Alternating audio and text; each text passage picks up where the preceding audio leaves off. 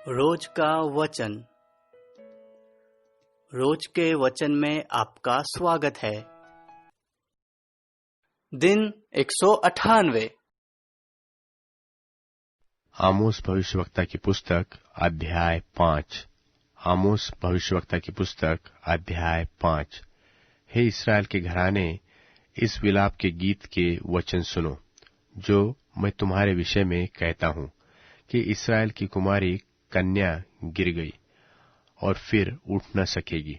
वह अपनी ही भूमि पर पटक दी गई है और उसका उठाने वाला कोई नहीं, क्योंकि परमेश्वर यहोवा यो कहता है कि जिस नगर से 1000 निकले थे उसमें इस्राएल के घराने के 100 ही बचे रहेंगे, और जिससे 100 निकलते थे उसमें 10 बचेंगे। यहोवा इस्राएल के घराने से यो कहता है कि मेरी खोज में लगो, तब जीवित रहोगे, और बेतेल की खोज में न लगो, न गिलगाल में प्रवेश करो, न बेर्शेबा को जाओ, क्योंकि गिलगाल निश्चय बंधुआई में आ जाएगा और बेतेल सुना पड़ेगा। यहोवा की खोज करो, तब जीवित रहोगे, नहीं तो वह यूसुफ के घराने पर आग की नाई भड़केगा और वह उसे भस्म करेगी, और बेतेल में उसका कोई बुझाने वाला न होगा। हे न्याय के बिगाड़ने वालों और धर्म को मिट्टी में मिलाने वालों, जो कचपचिया और मुर्गशिरा का बनाने वाला है और घोर अंधकार को भोर का प्रकाश बनाता है और दिन को अंधकार करके रात बना देता है और समुद्र का जल स्थल के ऊपर बहा देता है, उसका नाम यहोवा है। वह तुरंत ही बलवंत को विनाश कर देगा और गढ़ का भी सत्यानाश करता है। वे उससे बैर रखते हैं जो सभा में उल्हाना देते हैं और खरी बात बोलने वाले से घृणा करते हैं।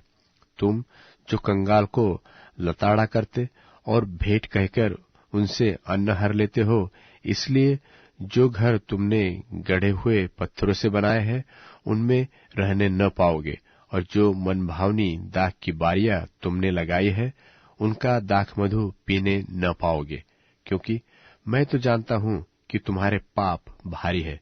तुम धर्मी को सताते और घूस लेते और फाटक में दरिद्र को न्याय बिगाड़ते हो।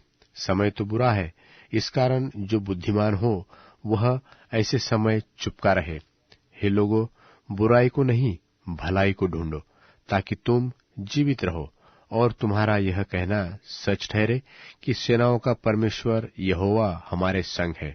बुराई से बैर और भलाई से प्रीति रखो और फाटक में न्याय को स्थिर करो। क्या जाने सेनाओं का परमेश्वर यहोवा यूसुफ के बचे हुओं पर अनुग्रह करे।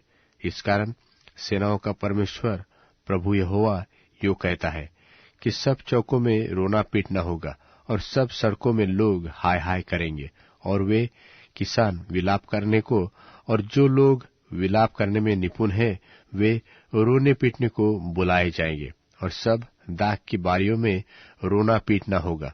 क्योंकि यहोवा यो कहता है कि मैं तुम्हारे बीच में से होकर जाऊंगा। हाय तुम पर जो यहोवा के दिन की अभिलाषा करते हो।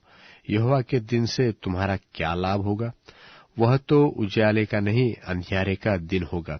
जैसा कोई सिंह से भागे और उसे भालू मिले, वह घर में आकर भीत पर हाथ टेके और सांप उसको डसे। क्या यह सच नहीं कि यहोवा का दिन उजियाले का नहीं वरन अंधियारे ही का होगा? हाँ, ऐसे घोर अंधकार का जिसमें कुछ भी चमक न हो। मैं तुम्हारे पर्वों से बैर रखता हूँ और उन्हें निकम्मा जानता हूँ, और तुम्हारी महासभाओं से प्रसन्न नहीं। चाहे तुम मेरे लिए होम बलि और अन्न बलि चढ़ाओ, परंतु मैं प्रसन्न न होऊंगा और न तुम्हारे पाले हुए पशुओं के मेल बलियों की ओर ताकूंगा। अपने गीतों का कोलाहल मुझसे दूर करो, तुम्हारी सारंगियों का सुर मैं न सुनूंगा। न्याय तो नदी की नाई और धर्म महानद की नाई बहता जाए। हे इस्राएल के घराने, तुम जंगल में 40 वर्ष तक पशु बलि और अन्न बलि क्या मुझी को चढ़ाते रहे? नहीं, तुम तो अपने राजा का तंबू और अपनी मूर्तों की चरण पीठ और अपने देवता का तारा लिए फिरते रहे। इस कारण मैं तुमको दमिश्क के उस पार बंधुआई में कर दूंगा।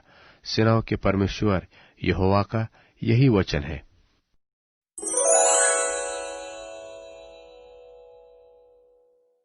रोमियो अध्याय 4।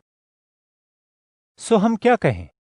अब्राहम जो शरीर के अनुसार हमारा पूर्वज है, विश्वास से मुक्ति के प्रश्न पर क्या अनुभव रखता था? क्योंकि यदि अब्राहम कर्मों के द्वारा सिद्ध ठहराया गया होता तो उसका घमंड करना ठीक था, लेकिन परमेश्वर के सामने नहीं। इसके बारे में बाइबल में क्या लिखा है? अब्राहम ने परमेश्वर पर विश्वास किया और ये विश्वास करना उसके लिए विश्वास योग्यता गिना गया। जो मेहनत करता है उसकी मजदूरी इनाम नहीं है, लेकिन वह उसका हक बनता है। परंतु जो मेहनत नहीं करता, लेकिन परमेश्वर जो दुष्ट को पवित्र ठहराते हैं उन पर भरोसा करता है, उसका विश्वास उस व्यक्ति के लिए विश्वास योग्यता गिना जाता है। जैसा राजा दाऊद भी उस व्यक्ति को आशीषित कहता है, जिसे परमेश्वर द्वारा कामों के आधार पर नहीं, लेकिन विश्वास के आधार पर धर्मी ठहराया जाता है। आशीषित वे हैं जिनके गुनाह माफ किए गए और जिनकी दुष्टता ढांक दी गई। आशीषित व्यक्ति वह है जिसे मुजरिम ना ठहराया गया हो।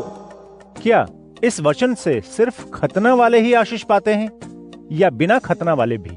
क्योंकि हमारा कहना है कि अब्राहम विश्वास से धर्मी ठहराया गया था। अब्राहम कब धर्मी ठहराया गया? खतने के पहले या खतने के बाद में? खतने के बाद नहीं, लेकिन इससे पहले जब वो खतना रहित था, उसने खतने का निशान पाया जो विश्वास से अपनाए जाने की मुहर थी। साथ ही यह कि विश्वास के द्वारा अब्राहम उन लोगों का भी पिता हो सके जो खतना रहित दशा में विश्वास करते हैं, ताकि वे भी धर्मी ठहराए जाएं। अब्राहम खतना वालों के ही पिता नहीं हैं, लेकिन उनका भी है जो अब्राहम के विश्वास के पद चिन्हों पर चलते हैं, जिसके पास खतना रहित स्थिति में विश्वास था। अब्राहम या उसके वंश तक दुनिया को विरासत में पाने की प्रतिज्ञा मूसा के नियम शास्त्र से नहीं पहुंची, लेकिन विश्वास से मिलने वाली धार्मिकता से। इसलिए कि अगर लोग नियम शास्त्र की वजह से वारिस हैं, तो विश्वास बेकार ठहरा और प्रतिज्ञा भी बेअसर हुई, क्योंकि नियम शास्त्र के पालन नहीं किए जाने से प्रकोप पैदा होता है। लेकिन जहां नियम शास्त्र है ही नहीं, उसके तोड़े जाने का सवाल ही नहीं उठता।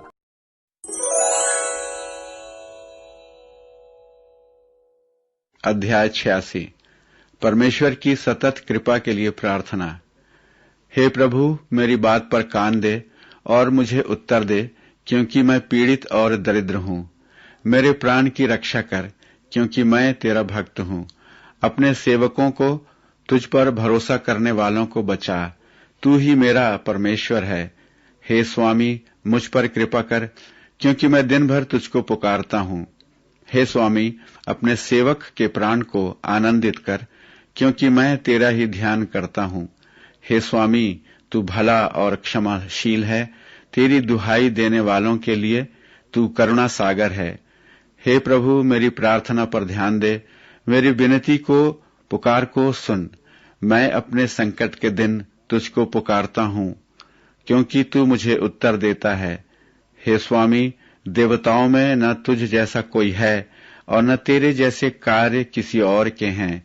हे स्वामी, समस्त राष्ट्र जिन्हें तूने रचा है, तेरे सम्मुख आकर दंडवत करेंगे। वे तेरे नाम की महिमा करेंगे। तू महान है, तू अद्भुत कार्यों का करता है। तू ही एकमात्र परमेश्वर है।